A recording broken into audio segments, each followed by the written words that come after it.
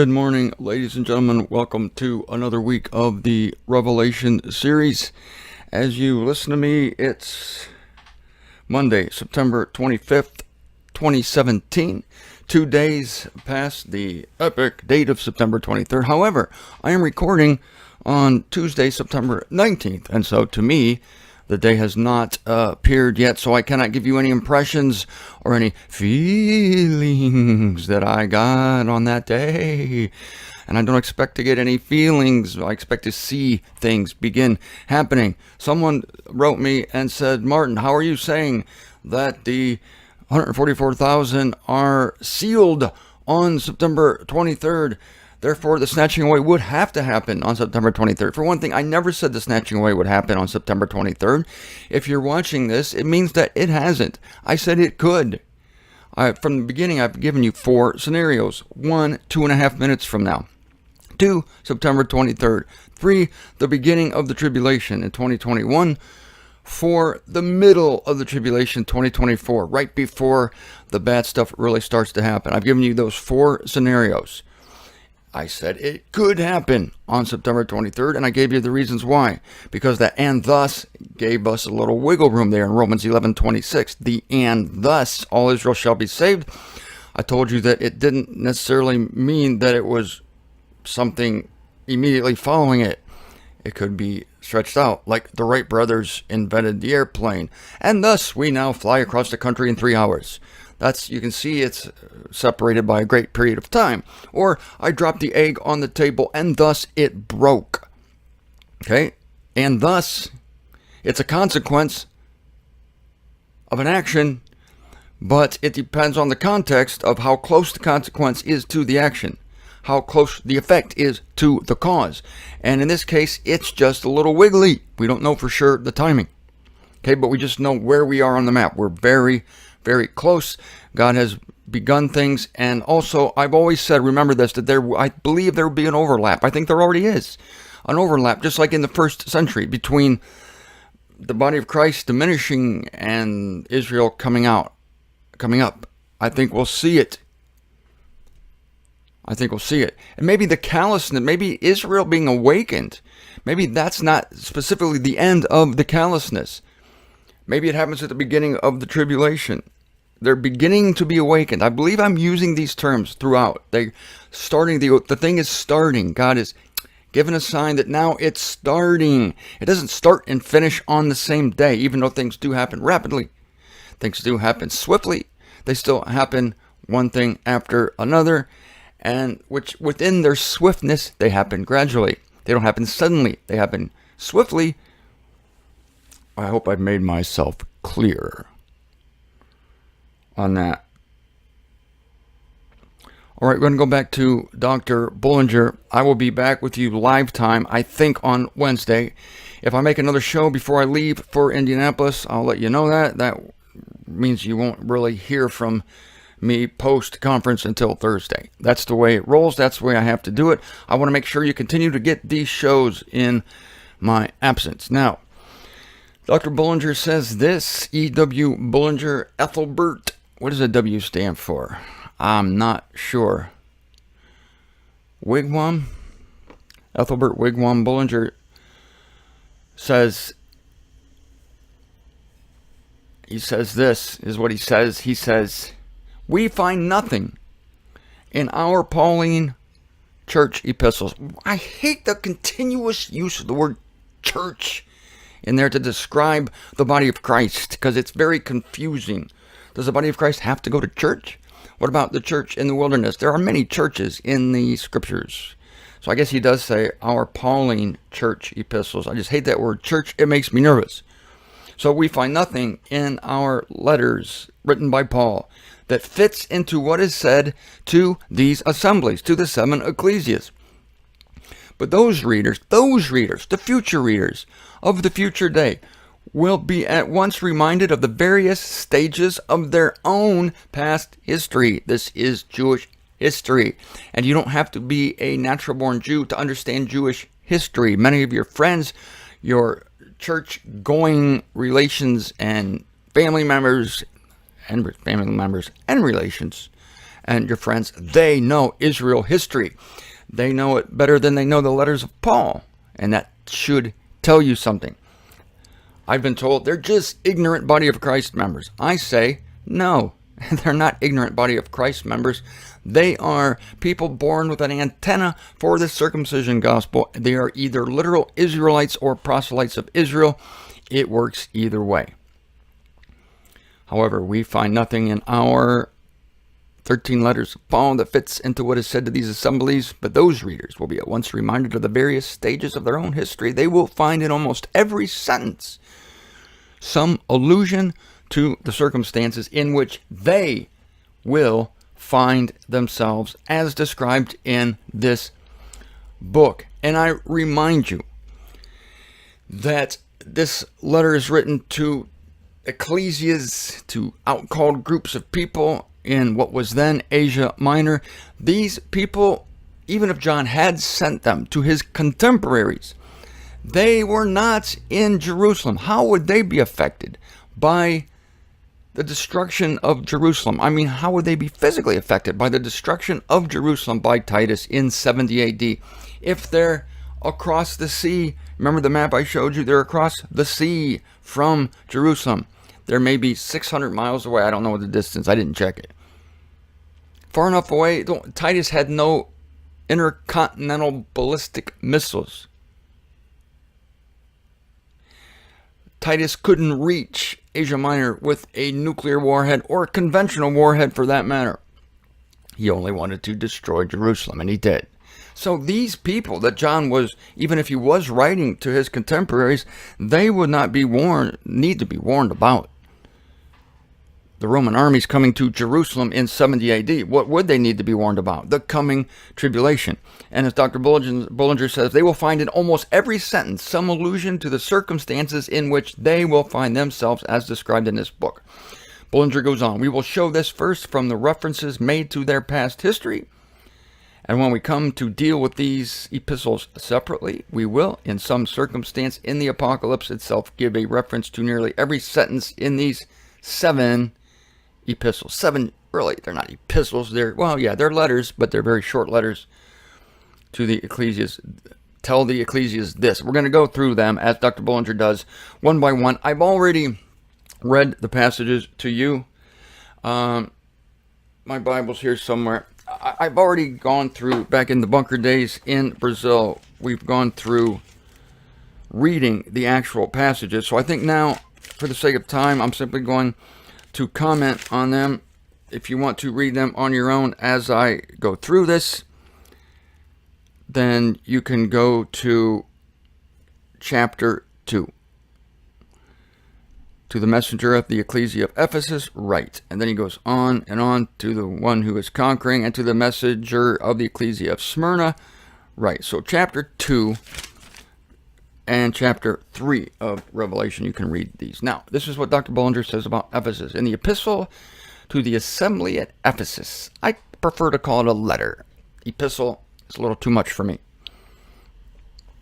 The reference is to Exodus, to God's love in choosing them out of Egypt and then making them a nation. Hosea 11:1, quote, when Israel was a child, then I loved him and called my son out of Egypt.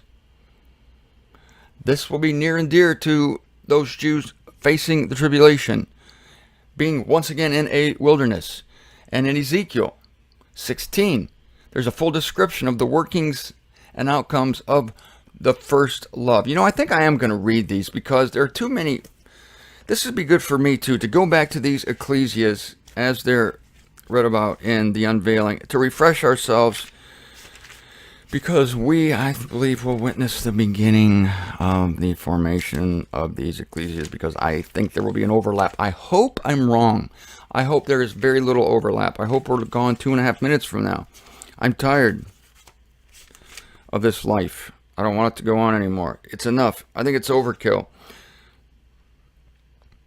I was making, I got to tell you this for comic relief. was talking to a fellow believer, and we were joking about how, now's a great time to be snatched away. Come on, Lord.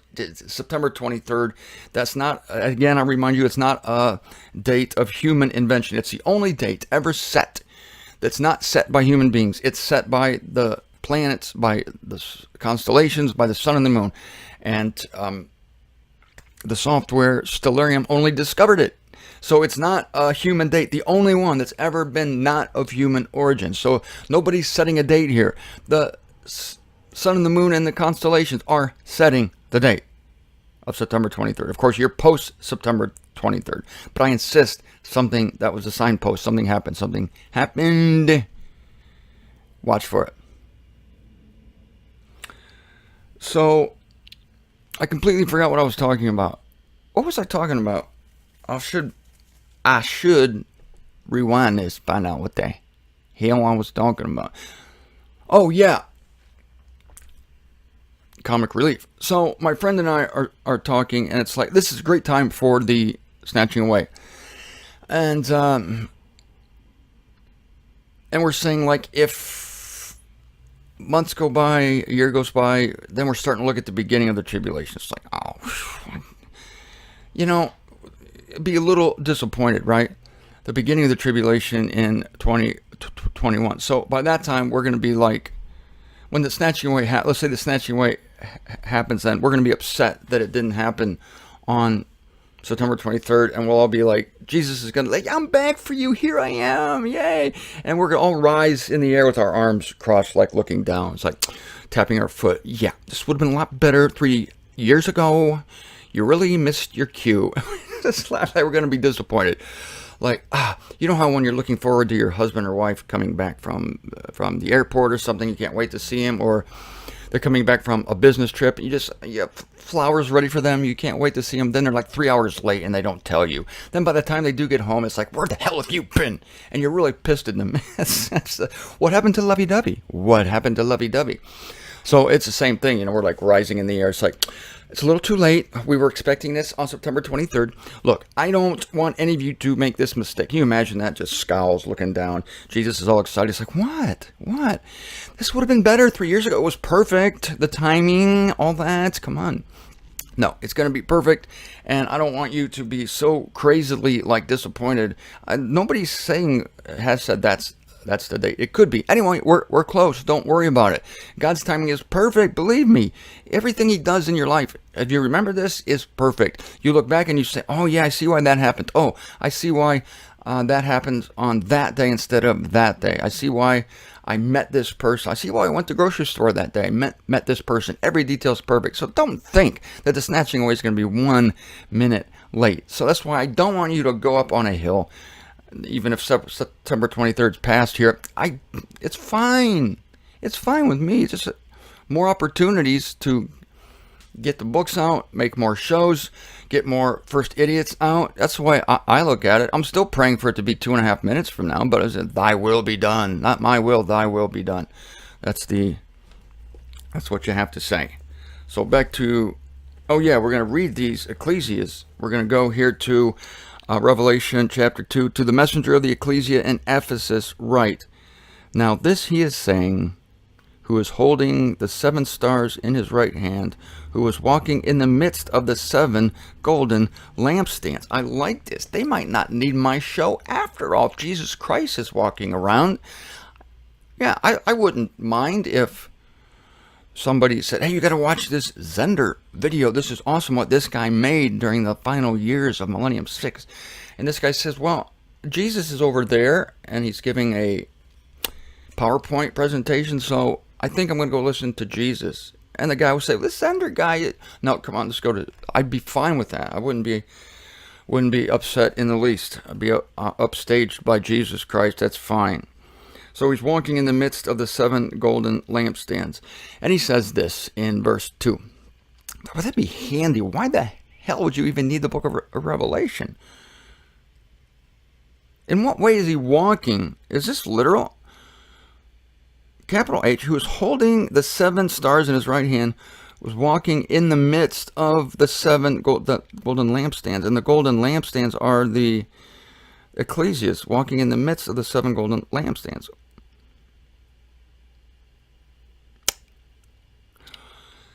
All right. I think I might have this. I might have this. It was said that God walked in the garden with Adam, and yet no one's ever seen God. So how can that be? God disguises himself. He puts another being there who perfectly represents him. The Son of God probably was the Son of God walking through the garden with Adam, Jesus Christ, in a different form. Remember, he can take all different forms. Even after his resurrection, he looked one way to his disciples, another way to the disciples on the road to Emmaus. Right? So Jesus is tricky that way. So God talked to Adam, but it was a representation of God, but it was such a perfect representation, probably the Son of God, that you could rightly say, God spoke to me. You know, if you've like a ambassador to a foreign country saying, if you've heard me, you've heard the president. Oh, really? You're the president? No. But I perfectly articulate the president's agenda, the president's message. So, whoever is walking among the Ecclesias, it could be Jesus himself. But this is the thing. On the road to Emmaus, he didn't blow their minds with supernatural secrets. He's walking with them on the road to Emmaus. He disguises himself, looks like an ordinary traveler, so that they talk to him as though he's an ordinary traveler, because he is. And he expounds to them the scriptures. He takes them through the Old Testament and shows them, he says, oh, foolish and tardy of heart to believe all that is written.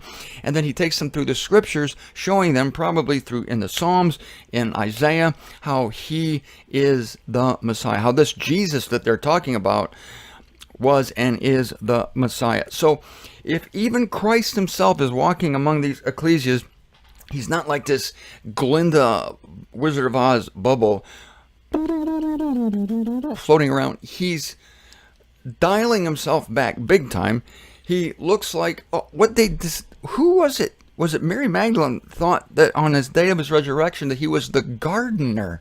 She thought he was the gardener.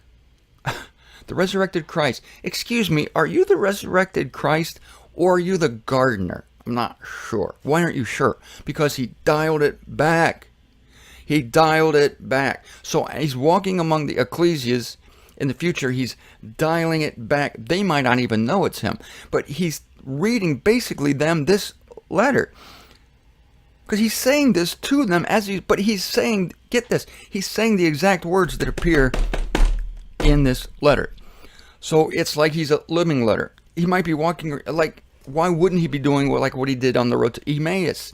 He's not giving them mind-bending truth, blowing everything up with 400 tons of TNT revelation. No, he's reading revelation to them.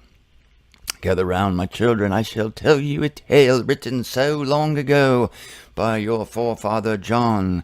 And this is what he wrote. 'Twas the night before Christmas, and all through the house. And so he's reading them this account, which I think is great. And he's way dialed back, which is what he does for the circumcision. Not with us. With us, we're going to see him glorified, brighter than the noonday sun. Walking in the midst of the 7 golden lamps, that is the Ecclesias. I'm aware of your acts and your toil and your endurance. He's going to actually say this to them. This is so cool. And they'll be like, as he's saying it to them, I'm aware of your acts. Somebody's going to be looking at a concordant version of the unveiling. Oh my God, he's quoting this exactly. He's quoting the exact text here in verse 2. They're going to say, this is Revelation 2:2, what we're hearing. And some other guy who's in the know, or some girl probably, is going to say, well, we are the future Ecclesias that John was writing to. And so John, being a prophetic type of experience, went in spirit to the Lord's day. John was already here. John was already here, and he already saw this. And so he listened to what we're now listening to, and then when he came back to his time, he wrote it down. So of course it's going to be word for word. And the guy's going to go, I'll think about that. I'm going to think about that one for a while. But it makes sense to me even, and I'm not that bright, and it makes sense to me, so I think they're going to get it. I'm aware of your acts, your toil, your endurance, and that you cannot bear evil men. And you try those sayings that they themselves Oh, you try those, saying that they themselves are apostles. So that's a great characteristic. You try those that say they're apostles and they're not, and you found them false, and you have endurance, and you bear because of my name and are not wearied. This is a great trait. So these people that I told you, birds of a feather flock together. That's why each gathering, each outcalled people at each different town, each different conclave here, they all have their own specific message, because somehow they're gathered together. So birds of a feather flock together. The message given to them is appropriate to all of them, which is, you might call it somewhat miraculous. I don't. It's just that if you're a Baptist, you gather in a Baptist church, and you're going to hear a Baptist message. If you're a Pentecostal, you gather in a Pentecostal type church, and you're going to hear a Pentecostal message. And if you're Catholic, you are going to hear a Catholic message. Man, my Lord have mercy, Christ have mercy, Lord have mercy, Christ have mercy, Lord have mercy, Christ have mercy, Lord have mercy, Christ have mercy. And it's going to go, oh, that's so spiritual. Ooh, that feels good. So you're going to hear what your ears are tuned to hear. Same with these Ecclesias. The people who have gathered together are birds of a feather, and whatever message comes to them is going to jive with them, and they're going to dig it. So these are the good people that gather together, and they had recognized false apostles, and this is going to be critical. And this is where Israelites are darkened right now. And most of Christendom, all of Christendom not most of Christendom, all of Christianity is darkened right now, because they are heaping up for themselves teachers in accord with their own desires. And so they don't recognize false apostles. These who have begun to be enlightened back on September 23rd, they're now going, yeah, these are false apostles. They're telling us, they're giving us cotton candy messages. They're giving us prosperity messages. They're giving us messages of supernatural deliverance, where we know we're going through the indignation. We have Jesus Christ here. He is our model. He's our head. He's the one he's the forerunner. He went through the veil before us, and look how he did it through suffering. So we are probably going to enter into suffering, yet he is faithful to keep us. Wow. Those are all such mature thoughts. Those are all such wonderful, finally, proper Israelite thoughts, proper Jewish thoughts. None of this stuff about, I'm going to be the head of all the nations, and this pride. I'm circumcised. Yeah, as I told you, circumcision was supposed to be an embarrassment. You're supposed to squeak like a mouse. I'm circumcised. Oh my God, how did this happen? It's supposed to be an embarrassment to keep you humble. You're not supposed to brag about it, but they did, because right now they're not too bright. But that has changed.